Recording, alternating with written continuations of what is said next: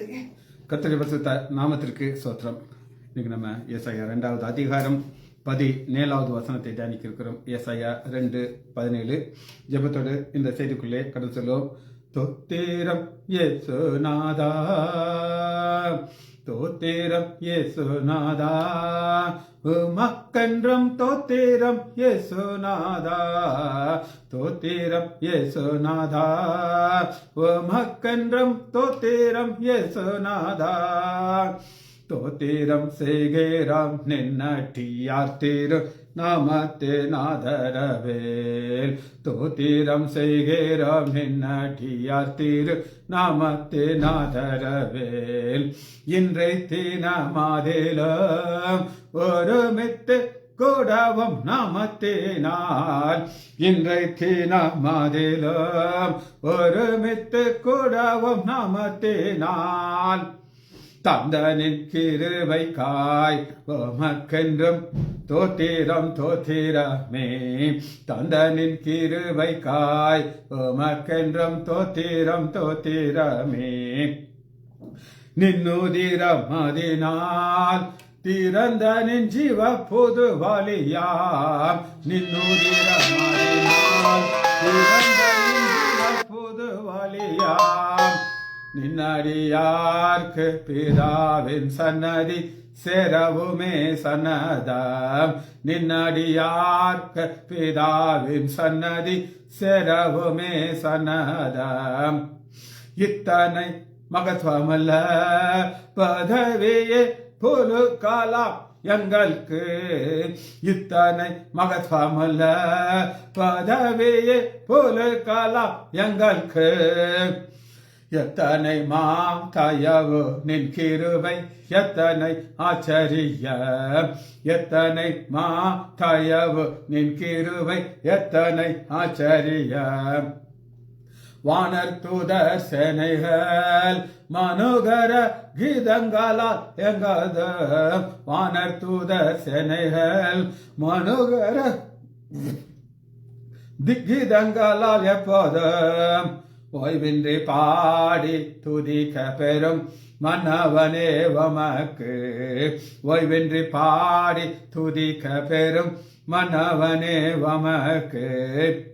நீரல்லால் எங்களுக்கு பரலோகில் யாருண்டு ஜீவனாதா, நீரல்லால் எங்களுக்கு பரலோகில் யாருண்டு ஜீவனாதா, நீரே அன்றி ஈகத்தில் வேறொரு தேற்றமில்லை பரணி, நீரே அன்றி ஈகத்தில் வேறொரு தேற்றமில்லை பரணி.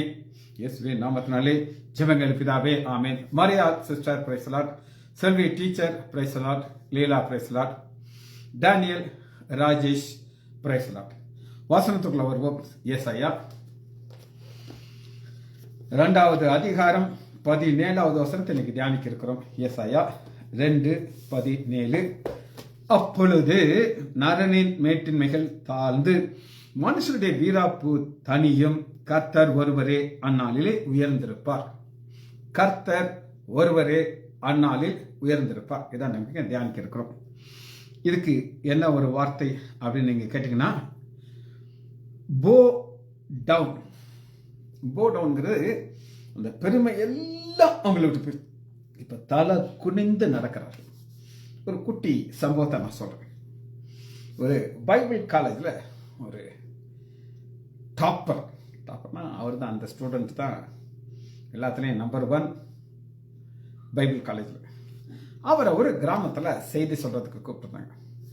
இவர் கையில் நான் கையில் நோட்ஸ் வச்சிருக்கேன் பார்த்தீங்களா, ஹீப்ரூ நோட்டு எல்லாத்துக்கும் ப்ரிப்பேர் பண்ணிட்டு ஒரு பேப்பரில் வச்சிருக்காரு. அந்த பேப்பரை வச்சுக்கிட்டு அப்படி நிமிர்ந்து நடந்து போகிறாரு. நிமிர்ந்து நடந்து போய் புல்பெட் மேலே அந்த பேப்பரை வச்சுக்கிட்டு ஒரு ஜெபத்தை ஆரம்பித்தார். எங்கேயோ வந்து ஒரு காற்றை ஆண்டவர் அனுப்புனார். மனுஷங்க அனுப்புன காற்று கிடையாது. அடித்து வீசிச்சு அந்த பேப்பர் எங்கே போச்சுன்னே தெரியாது, அப்படி பறந்து போயிடுச்சு. அப்புறம் ஒரு ஒன்றுமே ஓடலை, சும்மா என்னத்தையோ தத்தான்னு சொல்லிட்டு அப்படியே கீழே இறங்கி தலையை குனிஞ்சு நடந்து வந்தாரான். இப்போ ஒரு அம்மா சொல்லிச்சான், நீங்கள் போகும்போது இப்படி தலை குனிஞ்சு போயிருந்தீங்கன்னா வரும்போது நிமிர்ந்து வரலாம்னு சொல்லி. அவ ஆண்டவர் என்ன செய்யறாருன்னா அந்த பெருமையை தாழ்த்துறார். அந்த பெருமைங்கிறதுக்கு இது நமக்கு இது கிரீக் வார்த்தை நம்ம பார்க்கணும், ஹீப்ரு கிடையாது. இது பினித், எல்லாத்துக்கும் கீழே போயிடுது, எல்லாத்துக்கும் மேலே இருக்கிறது எல்லாத்துக்கும் கீழே போயிடுது. கட்டோ டெரோஸ், கட்டா டெரோஸ், கேட்டாக்கு KATO. இந்த கெட்டோங்கிறதுக்கு பினித், எல்லாத்துக்கும் கீழேங்கிறது கெட்டோ. டெரோஸ் TEROS, பினித் எல்லாற்றுக்கும்ங்கிறது கெட்டோ பிரீத். இது நீங்க பைபிள்ல எங்க பார்க்கலாம் அப்படின்னு கேட்டீங்கன்னா வாசிப்போமா? எபேசியர்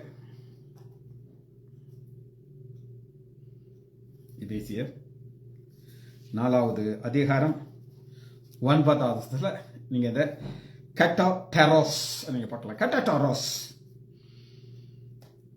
ஏறினார் என்பதனாலே அவர் அதற்கு முன்பே பூமியின் தாழ்விடங்களே இறங்கினார். தாழ்வு இடங்களுக்கு இறங்கினார். நம்முடைய ஆண்டவராகிய இயேசு கிறிஸ்து மரித்த உடனே ஒரு பெரிய காரியத்தை செய்கிறார். அது என்ன அப்படின்னு கேட்டீங்கன்னா, பழைய ஏற்பாட்டு காலத்தில் தாழ் இடங்கிறது 2 போர்ஷன் இருந்துச்சு. ஒரு பிரிவு, ஒரு பிளவு மட்டும் இருந்துச்சு. பாதாளம், தாழ்ந்த பாதாளம், 2 போர்ஷன்.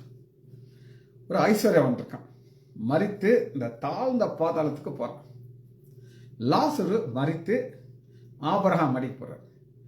2 பேரும் ஒருத்தர் பார்க்க முடியும்.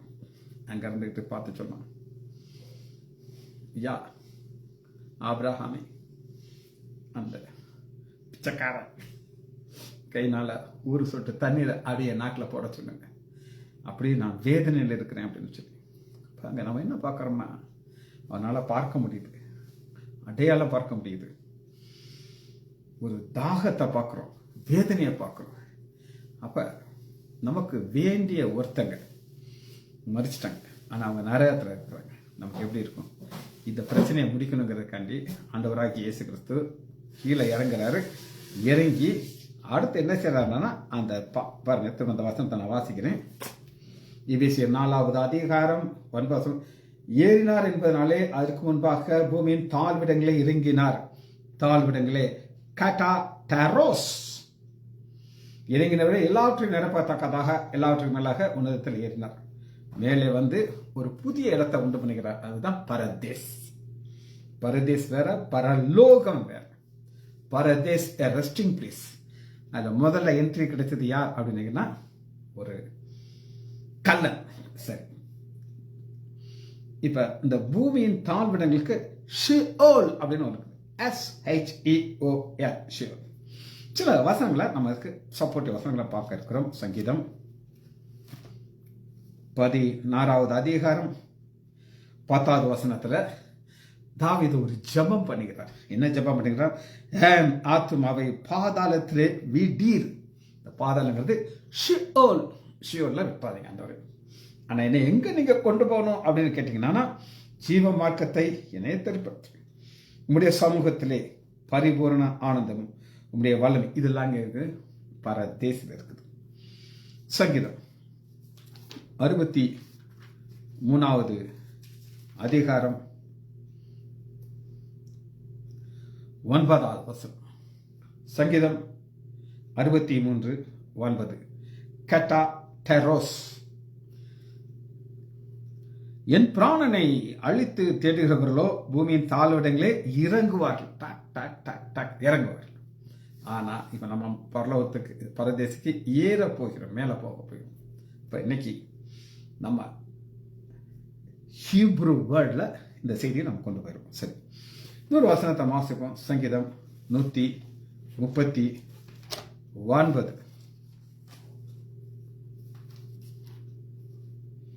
சங்கீதம் 139:15.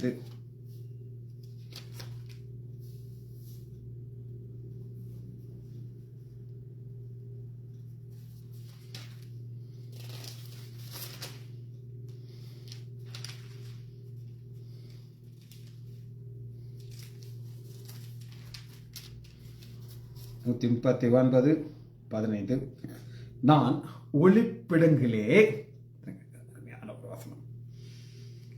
கிரியேஷனை குறித்து சொல்கிறார். ஒரு மனிதர் எப்படி உருவாக்கப்படுகிறான்னு சொல்லி வேதத்தில் மிக அருமையாக இருக்குது. சங்கீதம் 139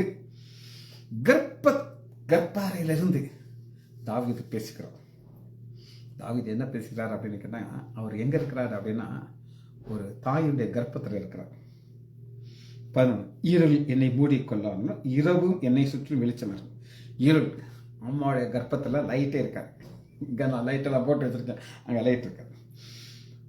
உமக்கு மறைவாக இருளும் அந்தகாரப்படாது, இரவும் பகலும் போல வெளிச்சமாக இருக்கும். உமக்கு எல்லாம் சரி. என்ன ஆண்டவர் உண்டாக்கும் போது அல்லது உங்களை உண்டாக்கும் போது நீங்கள் உங்கள் அம்மாவுடைய கர்ப்பத்தில் இருக்கும்போது இருட்டாக இருந்துச்சு. அடுத்து பாருங்க 13 நீர் என் உள்ளந்திரியத்தை கை கொண்டிருக்கிறீர், என் தாயின் கர்ப்பத்தில் என்னை காப்பாற்றினீர். அது காப்பாற்றுறதுனா என்ன அப்படின்னு கேட்டீங்கன்னா, ஒரு முஸ்லீம் பொண்ணு எங்கள் டாக்டர் மாட்ட டெய்லி செக்கப்புக்கு வந்துச்சு. திடீர்னு ஒரு நாள் வரதை நிப்பாட்டிடுச்சு. இவ அதை கண்டுக்கிடல. ஒரு நாள் அவங்க பாட்டி இந்த பாப்பாவை கூட்டிட்டு வர்றாங்க. சொல்கிறாங்க, என் பேத்தி வயிற்றுல குழந்தை அசைய மாட்டேங்குது, இன்னைக்கு கொஞ்சம் பாருங்கன்னு என் மையன் பண்ணிட்டு சொல்கிறாங்க. அவள் பார்த்துட்டு, ஐயோ குழந்தை இறந்துருக்கேன், நீங்கள் செக்கப் வரலன்னு கேட்டதுக்கு அந்த பொண்ணு சொல்லுது, எங்கள் பாட்டி சொல்லிச்சு, நீ டாக்டர் மாட்ட போயிடாத, அவங்க ஆப்ரேஷன் பண்ணிடுவாங்க, நான் உடனே பார்த்துக்கிறேன்னு சொல்லிச்சு. இந்த பொண்ணு செக்கப்புக்கு வரல, பார்த்தா குழந்தை இறந்துருக்கு. அவங்க சொல்கிறாங்க, எப்படியாவது குழந்தைய வெளியில் கொண்டு வாங்க அப்படின்னு சொல்லி இவ ஏதோ சில ட்ரீட்மெண்ட் கொடுத்து நார்மலாக அந்த குழந்தை வெளியே வந்துச்சு. என்ன பிரச்சனைன்னு பார்த்தீங்கன்னா, அது கழுத்தில் அந்த கொடி, அந்த பிளாசென்டல் கார்டு இருக்கு பார்த்தீங்கன்னா, அது 3 முறை சுற்றி அதை இழுத்துச்சு. இந்த குழந்தை உள்ளே இறந்து பிறந்துக்குது. அந்த தாத்தா அந்த குழந்தைய கையில் வச்சு பார்த்துக்கிட்டே இருக்காரு, ஒரு வெல்வெட் சீட்டில் வச்சுட்டு. நான் அந்த பக்கம் போகும்போது பார்க்குறேன், ஒரு இறந்த ஆண் குழந்தைய அப்படி பார்த்துக்கிட்டே இருக்காரு. உங்களுக்கு நடந்துச்சு, நடக்கலை, எனக்கு நடந்துச்சா எனக்கு. அதைத்தான் சொல்கிறாரு, நீர் என் தாயின் கர்ப்பத்தில் என்னை காப்பாற்று, நான் பிரமிக்கப்பட அதிசயமாக உண்டாக்கப்பட்டதுனாலே உண்மை துதிப்பேன். 15 நான் ஒளிப்பிடத்திலே உண்டாக்கப்பட்டேன், பூமியின் தாழ்விடங்களே விசித்திர வீடமாக வரும்போது என் எலும்புகள் உனக்கு மறைவாக இருக்கவில்லை. இது தாழ்விடம். சரி, இப்போ கெட்டோ டெரோஸ்ங்கிறத நான் உங்களுக்கு சொல்லி கொடுத்தேன். 2வது ஒரு வார்த்தை நம்ம புரிந்து கொள்ள போகிறோம், எக்கிட்டோஸ். ESCHATOS. அந்த டரோஸ்ங்கிறது அப்படியே தான் இருக்குது. ஆனால் எஸ் அப்படின்னு ஒரு ESCHATOS. இது என்னன்னா லாஸ்ட், அட்மோஸ்ட், லோயஸ்ட். இதற்கு கீழே ஒன்று கிடையாது. அட்மோஸ்ட் லோயஸ்ட் தான் இந்த ஒரு வார்த்தை நம்ம பார்க்குறோம். இதுக்கு வசனத்தை உங்களுக்கு காட்டுறேன். லூக்கா 14வது அதிகாரம் 9வது வசனம். ஒரு விருந்துக்கு போகிறாங்க, முன்னாடி போய் ஒருத்தர் உட்கார்றாரு. ஆனால் இவரை விட ஒரு விஐபி வர்றாரு. நீ என்ன எங்கே உட்காந்துருக்க, எந்திரி, கடைசிக்கு போ. இந்த கடைசினா அதுக்கு அங்கிட்ட ஒன்றும் கிடையாது, அதுதான் கடைசிக்கு போங்கிறாரு. 14:9 அப்பொழுது உன்னையும் அவனையும் அழைத்தவன் உன்னிடத்தில் வந்து இவருக்கு இடம் கொடு என்றான். அப்பொழுது வெட்கத்தோடு தாழ்ந்த இடத்திற்கு, தாழ்ந்த இடம் நானா, இனி இன்னொருத்தை வந்து அவனை தூக்கி விடக்கூடாது, அந்த மாதிரி லாஸ்ட் இடத்துக்கு தான் நம்ம எஸ்கட்டோஸ் வார்த்தை பார்க்கணும். 3வதாக ஒரு வார்த்தை பார்க்க வரும். அது என்னன்னா இலாட் டோ. இலாட் டோ, ELAT, இலாட் டோ, TOO, மேல இலாட்டோ அப்படின்னு வரும்.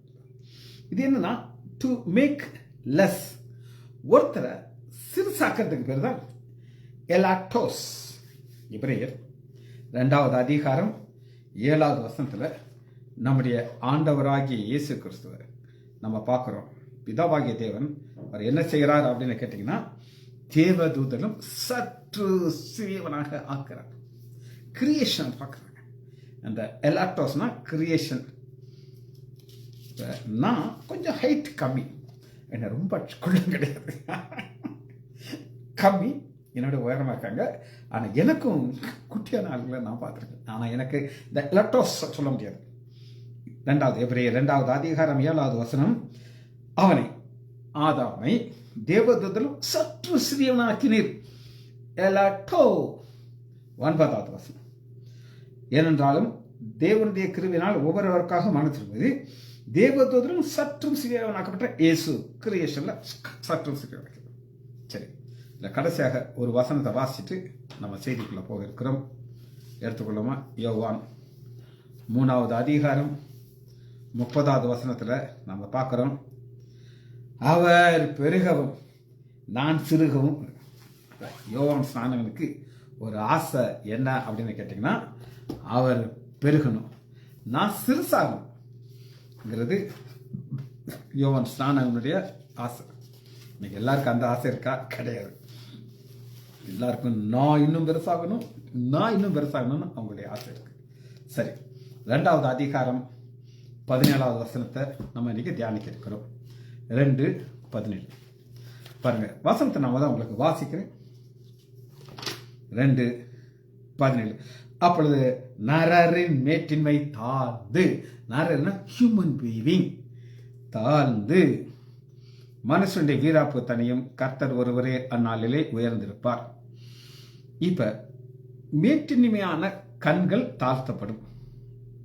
2வது அதிகாரம் 11வது வசனத்துல இதே வசனம் பாருங்க. நரரின் மேட்டின்மையான கண்கள் தாழ்த்தப்படும், மனுஷன் வீராப்பு. இதே வசனம் தான். இந்த 11 சேம் வேர்ட்.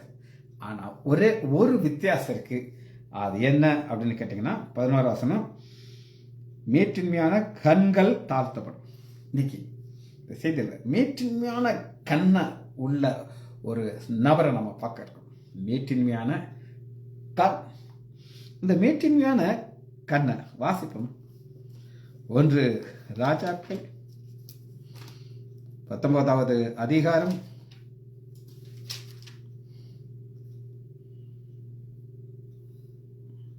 1 ராஜாக்கள் 9:30. 9:30.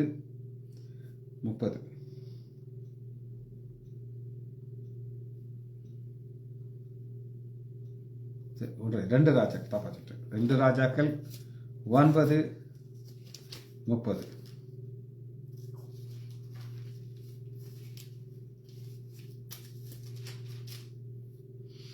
யெகூ இஸ்ரேலுக்கு வந்தார். அதை இசபேல் கேட்ட பொழுது தன் கண்களுக்கு மையிட்டு நான் ரட்சிக்கப்பட்டேன். ஆன்லைன் ப்ரேயர் நடந்துச்சு. நானும் என் மனைவி. அப்போ என்னை விட்டு ஒரு இன்ச்சு கூட நகர மாட்டான். நல்லா கண்ணில் மையெல்லாம் போட்டிருப்பான், போடுவான்.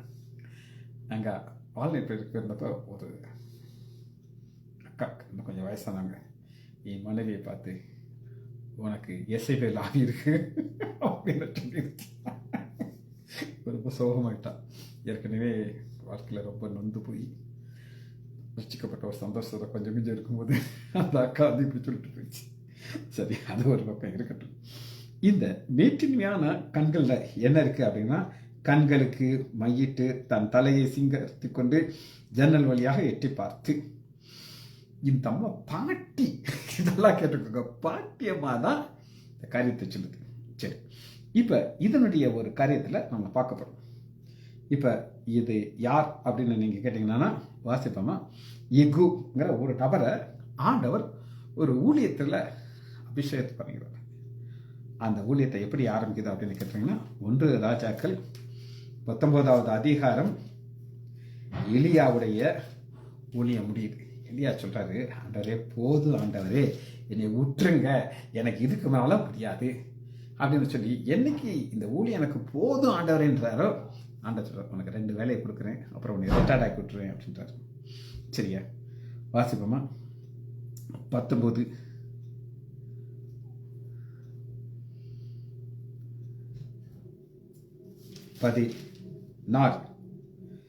1 ராஜாக்கள் 19:16. பின்பு நிம்சியின் குமாரனாகிய யெகூவை, இந்த யெகூ தான் ஹீரோ. இந்த யெகூவை எதுக்காக உண்டாக்குறான்னா, ஒரு பெருமையுள்ள மேட்டின்மையான கண்களை உடைய ஒரு பெண்ணை அடித்து தாழ்த்த போறார். கண்களுக்கு மையிட்ட பெண்ணை அடித்து தாழ்த்துறதுக்காக ஆண்டவர் யெகூவை இஸ்ரவேல் ராஜாவாக அபிஷேகம் பண்ணி அடுத்து உன் ஸ்தானத்தில் எலியாவை அபிஷேகம், எலிசாவை. சரி, அடுத்த ஸ்டெப் நம்ம பார்க்க போகிறோம். என்ன நடக்குது அப்படின்னு கேட்டிங்கன்னா, 1 ராஜாக்கள் 16 முதல் வசனத்தில் பாஷாவுக்கு விரோதமாக கர்த்தருடைய வார்த்தை உண்டாகி ஆனானின் குமாரனை யெகூவை நோக்கி. இந்த பாஷாங்கிற ஒரு ராஜா, மோசமான ராஜா, இவனை அழிக்கணும். அதுக்காக யெகூவை அடிக்கணும். நான் உன்னை தூளிலிருந்து உயர்த்தி, ஆண்டவர் யெகூட்ட இப்படி பேசுறார் அப்படின்னு கேட்டுங்க, உன்னை தூளிலிருந்து உயர்த்தி உன்னை என் ஜனமாகிய இஸ்ரவேல் மேல் தலைவனாக வைத்ததினால் நீ ரகாபாயன் வழியிலே நடந்து என் ஜனமாகிய பாவம் செய்ய பண்ணுகிறதுனாலே இதோ நான் பாஷாவின் பின்னடியாவையும் அழித்து போடுவேன் அப்படின்னு சொல்லி ஆண்டவர் சொல்றார். சொல்லிட்டு ஒரு தீர்க்கதரிசனம் ஒரு வார்த்தை சொல்றார். பாஷாவின் சன்னதியிலே பட்டணத்திலே சாகிறவர்களை நாய்கள் தின்னும், வெளியிலே சாகிறவர்களை ஆகாயத்து பறவைகள் தின்னும் இப்படின்னு சொல்லிட்டார். இது ஆண்டவர் என்ன செய்யாரு கேட்டார். இப்போ இதில் ஒரு ஸ்டெப்பாக என்ன செய்யறாரு ஆண்டவர் கொண்டாடுறாரு. யாரை கொண்டாடுறாரு? யெகூவை கொண்டாடுறாரு. எதற்காகனா, கண்ணில் மை போட்டுட்டு அப்படி ஸ்டைலாக பார்த்த பெருமையான கண்ணுடைய பொண்ணை அழிக்கணும். சரி,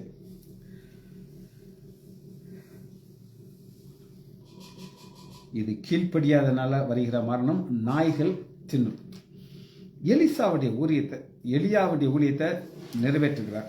2 ராஜாக்கள் 9வது அதிகாரம் 2வது வசனம். 9:2 ராஜாக்கள் 9 சொன்னாரு, நீ போய் என்ன செய்யணும்? அபிஷேகம் பண்ணணும். 9:1 அப்பொழுது தீர்க்கதரிசி எலிசா தீர்க்கதரிசியின் புத்திரர் ஒருவனை அழைத்து, அதாவது நேரம் போக மாட்டேங்கிறார். தீர்க்கதரிசி ஊழியம் தானா, இவரை மாதிரி ஒரு யங் பாய், அவன் தீர்க்கதரிசனம் சொல்றான். அவனை பிடிச்சி தீர்க்கதரிசன புத்திரர்கள் ஒருனா இங்கே ஒரு ஸ்கூல் ஆஃப் ப்ராஃபஸி அப்படின்னு வந்துச்சு. அதில் ஒரு ஸ்டூடெண்ட் படிக்கிறார். நீ இடையை கட்டிக்கொண்டு இந்த தைல கோப்பையை உன் கையில் எடுத்துக்கொண்டு கீலியாத்துள்ள ராமாவுக்கு போ. அங்கே நீ சேர்ந்த பொழுது நிம்சியின் மகனாகிய யோசபாத்துக்கு யெகூ எங்கே இருக்கான் என்று பார்த்து அங்கே பிரவேசித்து அவனை தன் சகோதரிலிருந்து அழைத்து கொண்டு உள்ளான். அங்கே போய் எல்லாத்தையுமே என்னென்ன செய்யணும் எல்லாரும் பண்ணி செய்கிறாரு. தனியாக தைல கோப்பையை எடுத்து அவன் தலையிலே வார்த்து, உன்னை இஸ்ரவேல் மேல் ராஜாவாக அபிஷேகம் பண்ணினேன் என்று கர்த்தர் சொல்றார் என்று சொல்லி கதவை திறந்து ஓடி போயிட்டு அப்படி சொல்றோம். அதாவதுங்க, அது என்னன்னா, இப்போ இந்த யெகூ ராஜாவாகிறது மற்ற பிரதர்ஸ்க்கெல்லாம் பிடிக்காது. உடனே யெகூவை கொண்டு போட்டுருவாங்க.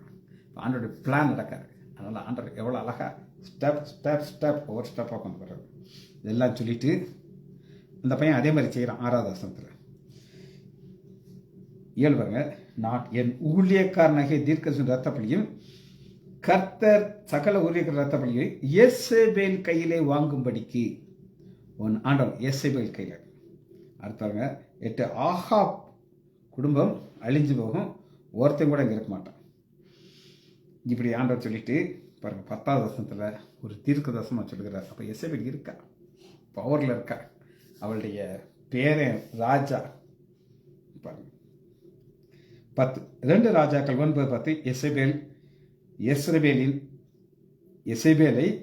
இஸ்ரவேலின் நிலத்திலே நாய்கள் தின்னும், அவள் அடக்கம் பண்ணவில்லை என்று சொல்லி கதவை திறந்து ஓடியே போயிட்டான். ஏன் ஓடி போயிட்டான்னு தெரிஞ்சா, பிடிச்சா உள்ளதைக்கு போட்டுருவாங்க. 22வது வசனம், யோராம் யெகூவை நோக்கி, யெகூவே சமாதானம் என்றார். அதற்கு உன் தாயாகிய யெசபேல் வேசித்தனங்கள் அவருடைய பிள்ளை சொன்னங்களும் இவ்வளவு ஏராளமாக எப்படியா சமாதானம் இருக்கும். எவ்வளோ அழகா சொல்றாரு. அவர் செய்த பாவங்களை லிஸ்ட் போட்டுட்டு, இவ்வளவு பாவம் செய்துட்டு கண்ணில் என்ன போட்டுட்டு இருக்கா? ஒரு மைய போட்டுட்டு இருக்கா. 26வது வசனத்தில் பாருங்கன்னா அந்த லொக்கேஷனை பாருங்க, எவ்வளோ அழகா எந்த இடத்துல அந்த நாபாத்தை கொலை செய்தார்களோ. 26 பாருங்க, 2 ராஜாக்கள் 9:26 நேற்று பாஸ்ட். நாபோத்தின் ரத்தத்தையும் அவன் குமாரின் ரத்தத்தையும் கண்டேன் அல்லவா என்று இந்த நிலத்திலே உனக்கு நீதியை சரி கட்டும். நமது தேவன் நீதியை சரி கட்டுகிற தேவன். இந்த ஸ்பாட் தான் கர்த்தர் சொல்றார் என்று அவனை நோக்கி கர்த்தருடைய வார்த்தையின்படி இந்த நிலத்தில் எரிந்து போடுங்க. அதனால தான் போய் பாருங்க 29வது வசனம் 2 ராஜாக்கள் 9:29. இங்கே தான் அந்த மேட்டின்மையான கண்களை ஆண்டவர் எப்படி அழைக்கிறார் பாருங்க. யெகூ இஸ்ரேலுக்கு வந்தார். அதை எசேபேல் கேட்டபொழுது தன் கண்களுக்கு மையிட்டு தன் தலையை சிங்காரித்துக் கொண்டு பாட்டியமாக அதை செய்கிறாங்க. 31 யெகூ ஒலிவ முகத்தில் வாசலில் வந்த பொழுது ஆண்டவனை கொண்ட சிம்ரி இருந்தார். அப்பொழுது அவன் தன் முகத்தை பார்த்து ஜன்னல்கிட்ட கேட்குறாரு. அந்த இசபேலுக்கு அசிஸ்டண்டாக கொஞ்சம் ஆண்கள் இருக்காங்க, எஸ்காட்னு சொல்லுவாங்க பார்த்தீங்களா, அப்படி இருக்காங்க. கண்டுகிட்டே கேட்குறாரு, என் பக்கத்தில் யார் இருக்கா அப்படின்னு கேட்குறாரு. என் பட்சத்தில் யார் இருக்கிறாங்க? 2-3 பிரதானிகள் எட்டி பார்க்குறாரு. அவங்க சைடுங்கண்ணே அப்படிங்கிறாங்க. அப்பொழுது அவன் தன் முகத்தை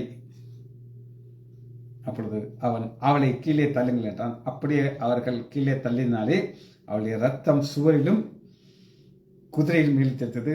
அவன் அவர்களை மிதித்து கொண்டு, ஆண்டவர் ஒரு பெருமை உள்ளவர்களுக்கு எதிர்த்து நிற்கிறார், தாழ்மை உள்ளவர்களுக்கோ கிருபையை கொடுக்கிறார்.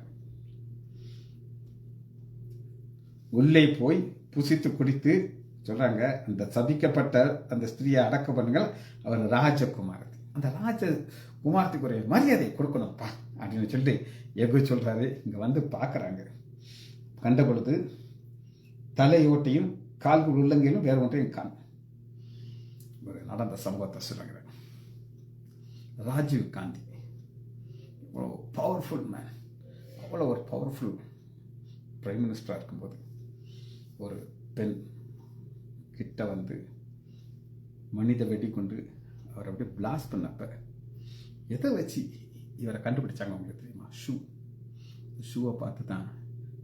சதகதை எதுவுமே கிடையாது, எல்லாம் பிளாஸ்ட் ஆயிடுச்சு. 2 ஷூ மட்டும், இந்த ஒயிட் கலர் கேன்வாஸ் ஷூ மாதிரி அவர் போட்டிருந்தார். இந்த ஷூவை பார்த்து தான் கடைசியில் அவர் இறுதி உரத்தில் அந்த ஷூவை மட்டும்தான் வச்சு கொண்டு போனாங்க. ஒரு ஃபோட்டோ வச்சுருந்தாங்க. பார்த்துக்கோங்க எப்படி சாபம் ஒருத்தருடைய வாழ்க்கையை அழிக்குது அப்படின்னு சொல்லி. தலையோடு கால் உள்ளங்கை வேற ஒன்றை இருக்காரு. ஆகையால் திரும்ப வந்து அவன் கருது கர்த்தர் திஸ்பியனாக எலியா என்ன தம்முடைய ஊழியக்காரன் சொன்னதை நிறைவேற்றி இஸ்ரவேல் நிலத்திலே நாய்கள் இஸ்ரவேல் மாமிசத்தை தின்னும். பார்த்துக்கோங்க, இதுதான் ஆண்டோடைய ஒரு வழி நடத்துதல். சரி, வசனத்தை வாசிச்சுட்டு நம்ம அதை முடிக்க இருக்கிறோம். ஏசாயா 2:17. அப்பொழுது நரரின் மேட்டின்மை தாழ்ந்து மனுஷனின் வீராப்பு தனியும், கர்த்தர் ஒருவரே அந்நாளை வீற்றிருப்பார். இந்த வசனத்தையும் 11வது வசனத்தையும் இணைச்சு வாசிங்கன்னா ஒரு வார்த்தை மட்டும் வித்தியாசம் இருக்கு. நரரின் மேட்டின்மையான கண்கள் தாழ்த்தப்படும். 11 மனுஷனுடைய வீராப்புத்தனையும் கற்றுடுங்க. அப்போ மேட்டின்மையான கண்களுக்கு நம்ம பார்ப்போம். ஜெபிச்சு முடிப்போமா? மகா இரக்கமும் கருவேமல்ல பிதாவே, துதிக்கிறோம் ஐயா, நீ நல்லவரையா, வேத பாடகத்தை நீர் ஆசீர்வதிக்கிறீர் ஐயா. எங்களுக்கு ஒரு புதிய பாதைகளை அழைத்து செல்வதற்காக நன்றி ராஜா. பிள்ளைகள் ஒவ்வொரு வரையும் என் ஆண்டவராகி இயேசு கிறிஸ்துவினுடைய நாமத்தினாலே ஆசீர்வதிக்கிறேன். இயேசுவின் நாமத்தினால் ஜெபங்கள் பிதாவே. ஆமேன், ஆமேன், ஆமேன்.